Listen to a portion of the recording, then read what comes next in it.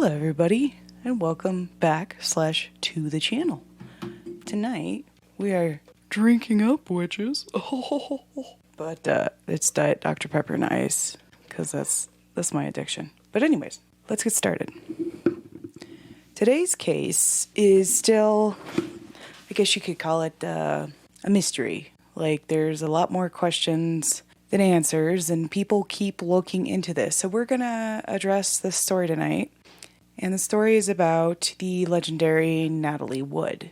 Now, if you guys don't know, Natalie Wood was a real famous actress, technically the 40s through the very early 80s. And she had a tragic end, and there was a lot of unanswered questions about that. And that is where we're going to go tonight. We're going to talk about her life and all that fun stuff. So let's get into it, I guess. Natalie was born in 1938. Her original name, so Natalie Wood wasn't her real name, was Natalia Zakharenko. Now, she was the second born out of the 3 children that her mother and father had, who were Russian immigrants. Now, an interesting thing to note, Natalie's mom went and spoke to a psychic, and the psychic / fortune teller, and I guess she wasn't calling her, but a fortune teller, right? The fortune teller told her her second born would achieve great fame. So from the day of Natalie's birth, her mom was prepping her for stardom. This was so built into her. Her sister Lana, I believe her name was, like, if you look at when she talks about Natalie in interviews and stuff, Natalie was almost always performing in a way. She was either like play acting or dancing or singing. Like, that was in her brain from the moment she was born, and a lot had to do with her mother. Now, having this lead Natalie's life, her mother heard a place where they were filming movies. So they made sure to conveniently be seen. Now, the director of said movie, I guess they were walking up. Things were different back then, and you could like kind of watch them in the movies. But a director saw Natalie, aka Natalia, in the crowd and asked her if she could take. He actually talked to Natalie's mother and asked if Natalie could go take an ice cream cone, run across the street, and accidentally dump it and react. Show what she could do. And Natalie, of course, blew everyone away and did it great because, she's been prepped since birth from her mom to make sure that she has achieved this. So the director loves her. June 1944, the family relocates to LA. And Natalie's first role for a movie ever is in 1944, and it's Orson Welles' Tomorrow is Forever. And they dyed her hair blonde, and she learned a little bit of German that shows so she could play the part in her movie. After this, in 1945, she has a contract, and her official name is changed to Natalie Wood for the screen credits, because, the Cold War and the end of World War II, and we're coming into all that. So yeah, she's now Natalie Wood. This is also the time she gets her role that really brings her into, if you look back in Americana, she was the little girl in the original Miracle on 34th Street, and she is just so dang cute. Everybody loved her, and from there, her career just boomed. Now, because her mom wanted Natalie to fulfill this destiny she had heard about for her so hard, everybody said that there was a ton of pressure on Natalie from her mother to be perfect. Natalie never had time to be a child herself. Her sister, Lana, even said she thought that Natalie was robbed of a childhood because after, she would eat, her mom expected her to be memorizing her lines for every role she could get. So a lot of people viewed that as borderline abusive, and I could totally see why. However, Natalie hustled from she was working all the time. And at one point in her teenage years, she was filming 2 movies at the same time, just going back and forth and back and forth. Now, her transition role from being, a young, innocent girl to viewed as an adult woman was when she was in Rebel Without a Cause with James Dean. And everybody talks about how captivating that was because she could hold her own next to James Dean, who was considered, the cream of the crop at that time. And she didn't let him steal the show. She also held her own and, just built even more success off of that. So, in 1956, she signed a contract with Warner Brothers, and she was 18 at the time. Now, when she signed with Warner Brothers, this is when she met Robert Wagner. Now, like I said, the time Natalie was 18 and Wagner was 26. So, there was an age difference, but everybody who was close to Natalie at the time said that she was absolutely smitten with Robert Wagner just right off the bat. He's this gorgeous looking man, and she just falls head over heels for him. And they said it was great for Robert Wagner because at this point, she's an it girl in Hollywood. It's great press for him just to be seen with her, let alone be dating her.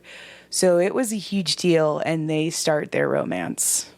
They married in 1957. So during this time, there were affair rumors going around between, and this is all rumors. I emphasis on rumors, but the press were having a heyday with her because she's high profile at this time, right?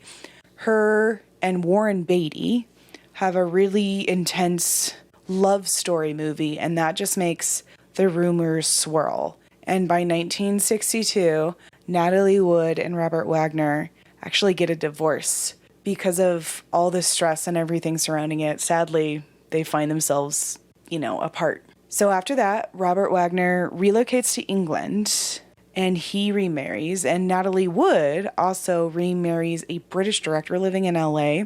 Both of them have kids and both of them are leading separate lives. But they by chance met each other again when there was a party in LA that they both happened to be at. So Natalie and him see each other and it's like they fall in love all over again. Now, something to note at this point, Robert was heading for a divorce and so was Natalie. Both, I believe, were being cheated on by the other. I can't remember. I can't confirm that with Robert Wagner, but it was said that the director that Natalie had her child with cheated on her, so she's already getting a divorce. And Robert, also had a child with this other woman he remarried in the UK, and they're getting divorced. So they come back together, and they get married for a second time. Now, her sister goes, Natalie, why are you remarrying Robert? Because her sister remembers the not-so-great times and why they got divorced in the first place. And Natalie, quote-unquote, says, sometimes the devil you know is better than the devil you don't.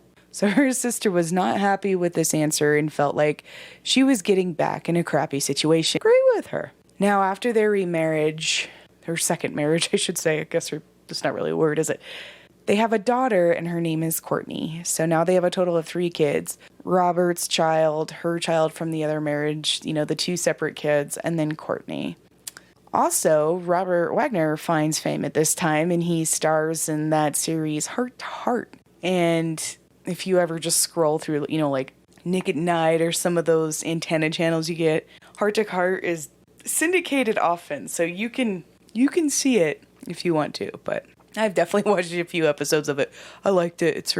It's dated, but it's fun. Like, there's a comfort in it, Now, because he had such good chemistry with his on-screen co-actress in Heart to Heart, rumors start up again that Robert is cheating on Natalie. Now, I want to point out, a lot of this is just bullshit to sell magazines. Like, I feel like a lot of people like to figure this stuff into the case, but so much of it was just to sell papers, and people forget about that. And I think that's a huge thing to bring up, especially with this case. So shortly after Robert got the Heart to Heart show, the movie Brainstorm starts to film.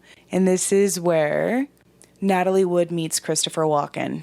Now, this is where everything kicks off because they're filming this movie together. And Thanksgiving of 1981 rolls around. It's going to go into the weekend. Natalie Wood invites Christopher Walken to go on their catamaran with her and Wagner for the weekend out of Catalina Island. So this is, some hoity-toity boat people stuff going on. But, they're well known at the arena because they're high-profile people, and it sounds like they do this frequently. So now we're going to go into Natalie's demise and the story around it. So, at 1:30 in the morning, Robert Wagner, he himself, not the captain, Robert Wagner, radios in I can't remember his title, but he has the radios for the emergency contacts off Catalina Island, and he says, I need to report somebody missing. So then they go and get the commander of boat affairs, however you want to say it. I'm sure there's an exact word for it. I had it written down, but it got all messed up in my typing, so I'm sorry. But they reported Natalie missing. And what we need to know for this backstory, before this call came in, they all were out to dinner. So the boat's captain, Christopher Walken, Natalie Wood, and Robert Wagner all went out to dinner.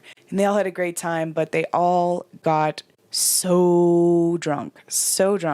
They actually had to have, his name was Doug Oden, that was it, had to take the boat, the travel boat. It's called a dinghy. It's called a dinghy. And he has to drive them back to the boat because they're all so pissed drunk, none of them can drive. So they all get back on the boat.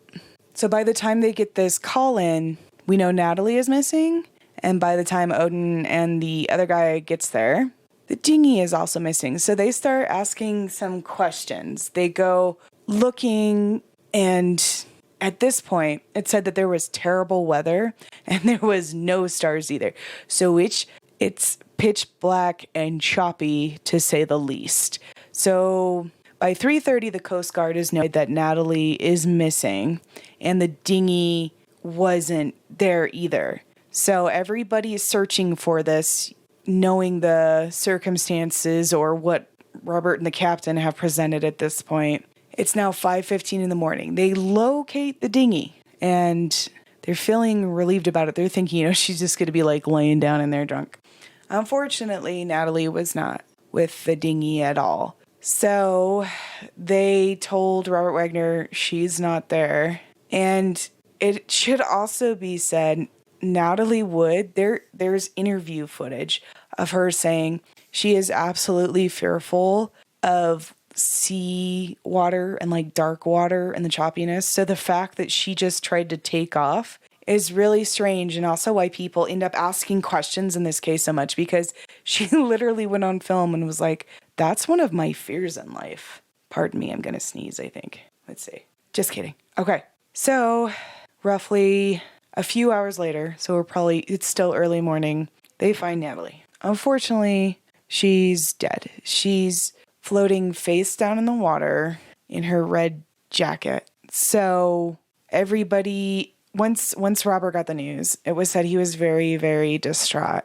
And they asked him to go identify her remains, and he actually refused to do so. He had the skipper of the boat do it because he claimed he just couldn't handle it, which raised a lot of eyebrows and questions for people because that is an unusual thing to do. However, I want to note if he's really in grief or something, maybe he just couldn't handle it. That's also part of grieving, is not being able to face the reality of everything. So that's a note. At this point, there's enough interesting stuff going on. They have a detective come out from Los Angeles to look a little bit more into this whole incident of how Natalie ended up where she did and the reasoning for her death. Now, one of the first thing this detective did is he interviewed Robert Wagner, and this is the story according to Wagner. He said they were all drinking in the salon of the boat, and then Natalie got up and went into the main stateroom, which is where her and Robert were staying. And then he said he went to go check on her and she was not there at all. And when he looked outside the boat, he said the dinghy was missing and there was no sign of her. So that's a story as he knew it, as he presented to the cops just a couple days in 1981 when this incident is fresh. They then interviewed Christopher Walken, and he pretty much gave the same exact details that Robert had given. So all of that checked out as far as both of their alibis, because when they were interviewed separately, they both told an almost identical story. So at this point, the detective is not suspecting foul play at all, just based off the stories he's hearing from Walken and Wagner. Now, the one thing the detective said he was uncomfortable with, even though their stories are checking out and stuff, is the timeline of events, because the way Wagner laid out events, Natalie would have gone missing well before midnight. Yet there was no emergency call-in till 1:30. So the detective is going, how the hell is there that much time missing? Things aren't making sense. And that has always been one of the points that sticks out in this case, is the timeline and some inconsistencies we're going to see a bit later on. Now, the detective goes and does physical research in the boat that everybody was on. He finds a broken wine bottle in the salon, which looks suspicious. And when he went in the main stateroom, which is where Natalie and Robert were staying, clothes were scattered all over. So that was looking weird too. So he had some suspicions about that, but nothing more than anything being unusual. There's no physical evidence. It just seems strange. At this point, he brings him to the medical examiner, who is also famous because of the medical exams he's done, / autopsies. He did the autopsy on Marilyn Monroe. So he's already, he in his own right is famous because of people he's dealt with, because he's in LA. So he has seen a lot of really high profile people. Now, the autopsy, the stuff to note was kind of weird. So the clothing that they found Natalie Wood in, she was in a long plaid nightgown. She had no underwear or panties or bra on at all. She was completely bare under there. A pair of blue knee-high socks and a red down jacket. That's what they found her in. So that's a hell of a get-up to be wearing to go into shore. So they're suspicious of that too, because she might have been drunk, but why was she wearing that combo of clothes? And her sister also said that always made her suspicious too, because why would she be dressed like that and then be like, I'm going into town? I mean, I've had some drunk escapades myself, but I mean, that does sound weird, right? But at the same time, if she's drunk, who knows? Who knows? I'm just giving you the story. She was also very bruised on her body and face, the medical examiner noted. And her blood alcohol level, she was well above the legally drunk limit. So that was noted as well. So the medical examiner who did the autopsy chose to have a press conference. And the conclusion he came to is that Natalie was drunk. She went to get on the dinghy. She slipped and fell in the water. And this is California, but it's November. So that water is pretty damn cold, according to them. And she's in this coat and this long nightgown and these socks. And he claims she was so weighed down and so inept in the moment due to being drunk that she eventually drowned because she couldn't get back in the dinghy and she couldn't get back to the boat. So they said it is a potential she had hypothermia and then started drowning, or her panic caused her to drown. They don't know. Now, another thing that the medical examiner, this is what all the sources I watched said, that the medical examiner is the one who let this particular fact slip. Christopher Walken, Robert Wagner, and Natalie Wood were all in some type of argument before this happened. Yet that was not brought up before. So the press hear this and just have a field day with it. If you look back at those old headlines and stuff, they just go absolutely apeshit with it. And the medical examiner said what Natalie Wood was trying to do in this moment, like why she was trying to get to shore, is because of this argument. And she just wanted to escape the situation. So she just went out there, and unfortunately, that's how she passed away because she was just trying to get out of this situation. So that's how that story went. I'm sorry. Okay. So after the press conference, there was Natalie Wood's funeral, and I think it was roughly just a week after her passing. And Robert Wagner looked very sad, and he knelt down and kissed the coffin goodbye and everything. It seemed quite tragic. So it was very high publicity, and her career was taking off again. Like, she had, a good run in the 60s, and it had a little bit of a dip, and she was coming back into it with this sci-fi movie that her and Walken are going to be in together. And so that was creating some buzz off that. So then the affair rumors from that argument that the medical examiner accidentally let slip went wild too. Now, keep in mind, we have all those sensationalized bullshit magazines that you still probably see online that just make shit up because they know there was an argument. So there was accusations of Walken and Wood having an affair, and Robert Wagner found out and got all mad. And the second one, which is crazy, because the way they link it, there's nothing wrong with this. It's just the way they link it and how antiquated and shitty it is. So I apologize ahead of time. They were hinting that Walken and Wagner were having an affair, and Natalie Wood walked in, was traumatized by the whole thing, and then tried to leave. Now, if they were gay, obviously today, we're totally cool with that. But the reason why that particular paper made that accusation is because Robert Wagner's agent had been linked to Clark Gable and a few other actors that had secretly been homosexual. And so because Robert Wagner had him as an agent, they were trying to say he was at minimum bisexual and quite possibly gay, which is just a shitty, terrible thing to do to anyone, and to make that connection and almost act like it's, a seedy train of some type. That was just super fucked up to me, if I'm honest. The whole thing is so sad and weird. But anyways, circulating because Robert Wagner had an agent who had been linked to secretly gay men. What the fuck ever. So at this point, there's not enough to rule anything as anything other than an accident. So the agent that was assigned to the case chooses to close the case as purely an accident, doesn't notate any foul play.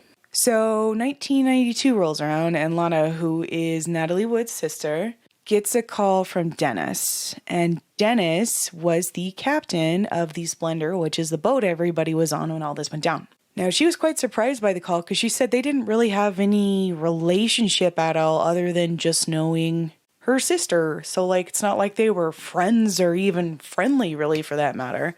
And she said he sounded tormented by the call. Now, he called, it sounded like, for multiple days, for multiple hours, and really laid out some details to Lana that were not said before. And he said that argument was huge. It was a much bigger deal than anybody was acting like. And Dennis thought, oops, sorry if you guys can hear that. Sorry. I guess Robert Wagner, this is what Dennis thinks, got really mad at Christopher Walken because Christopher Walken kept talking about how talented Natalie Wood was. Now, they're all drinking, but you know how stupid you can get if you drink. At some point, Robert Wagner gets fucking pissed and accuses Christopher Walken's praise of him trying to get down Natalie's pants. So then this big fight ensues, and Natalie, sorry if I had a weird drop there. So, like I said, they were having that fight. And then Robert Wagner tries to follow Natalie Wood as she leaves the room after this fight that she's clearly I don't want anything of. The captain goes to check on them because there is a lot of yelling and stuff being thrown around, and it just sounds uncomfortable. So he goes and knocks on the door. Robert answers, and Dennis is like, hey, is everything okay? And Robert Wagner was like, yeah, it's fine, and closes the door. Now, he says he doesn't hear anything for a while, and then he goes outside and sees Robert Wagner on top of the boat. And when Dennis talked to him, Wagner said, she's gone. That's all he said. It was super cryptic sounding. And the captain goes, "What does that mean?" And he won't elaborate on it, but he says, "Just leave her in there. Just let her learn her lesson." And was super drunk and weird about it and wouldn't let the captain call authorities because at this point, Dennis is panicking and he said he won't let him do anything. And at 1:30, Robert Wagner himself puts in the call. So that was all really strange too. Now, 2009, Dennis writes a book about Natalie and that night and everything to do with the Splendour. Now that book is available and I will have to see if I can find a link or at least a title and I'll put it down in the description below and try to put a picture here if I can. Somebody that wasn't interviewed by this detective that by all accounts should have been, and they called her an ear witness in the program, this particular program I saw. But her name was Marilyn Wade, and she was out there on the island the same night, that Natalie died. And she said for 20 minutes she could just hear a woman yell, help me, please help me. And then she could hear two men saying, hold on, we'll get you. But then it just kept going on and on for 20 minutes and then just silence. And so clearly the help never came. Now, Robert Wagner went on to release an autobiography, and he finally admits there was an argument in the salon and that he smashed the wine bottle. And this was nothing that him or Christopher Walken ever told the detective. So that was never brought up in the original thing. So that's interesting. So 2011 rolls around and the LA Sheriff's Department makes an announcement. And that announcement is they are going to re-examine the case with homicide investigators. So they're going to look into a little bit more. They hire a new medical examiner. And at this point, it's how many years ahead? I don't know. Math bad. 30 years? 30 years, yeah. So they hire a new medical examiner. Now, he comes to most of the same conclusions that the first one did, that did the original one. But he said there was additional markings that were not noted on the medical examiner sheet. And he said they were fairly unexplainable. Like if you see the photo, there was bruises on her arms and legs and a few on her face. And the medical examiner thought those were done before the dinghy incident because of the way they were on her body at the time of finding her. So that was an interesting find too. But remember, during this point, they're working with a very, very cold case and limited materials. So there's still, you can't really do any type of guarantee on that, especially since Natalie has been buried for 30 years, right? So that's not going to be a thing.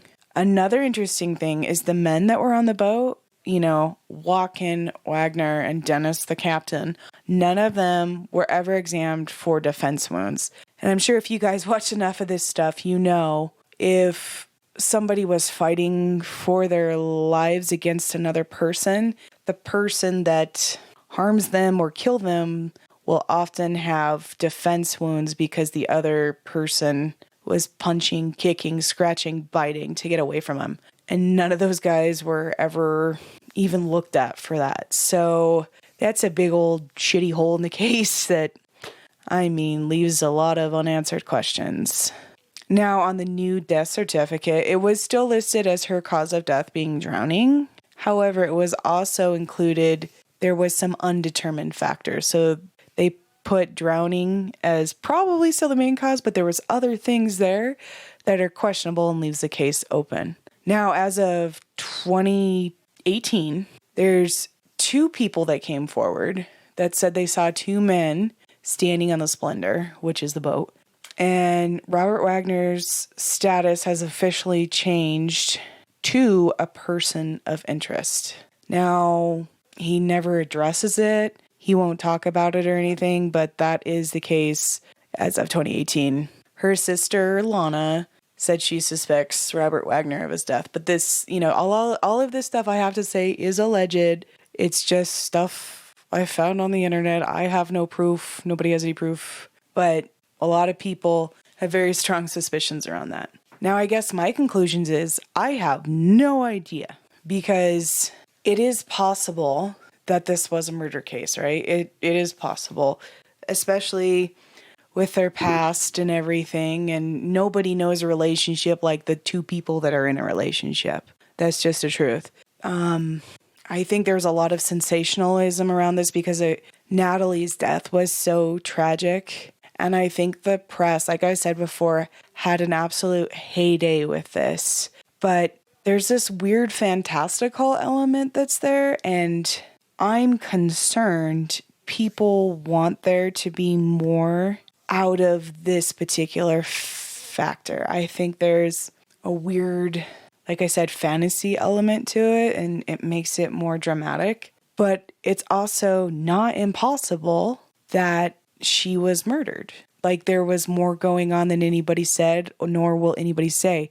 There's a lot of money, power, and status in this case, and I think it's going to be blocked up to the point where we can never know what really happened. Like I said, it's possible, but it doesn't mean it's probable. So I think stuff looks suspicious, but I feel very neutral on this case.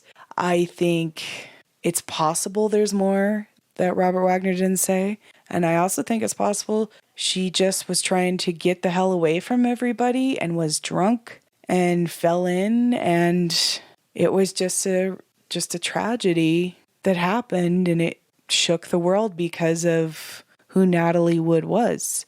Now, people have said she can't swim and stuff. She could swim. There's that, but she had a fear of being at sea. So that's, I think, where some of the confusion comes from. But yeah, that was the case I researched today. It's one my mom and I talk about a lot, and I've heard other people bring up, and it, like I said, it's a mystery and a tragedy. But tell me what you guys think below.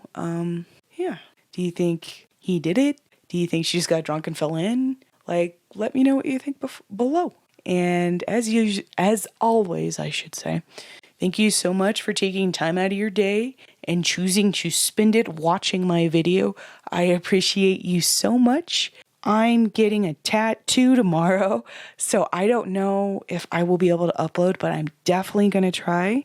And I hope everybody has a great rest of their day, evening, morning, afternoon, whatever's going whenever you're watching this. Have a great time. Bye.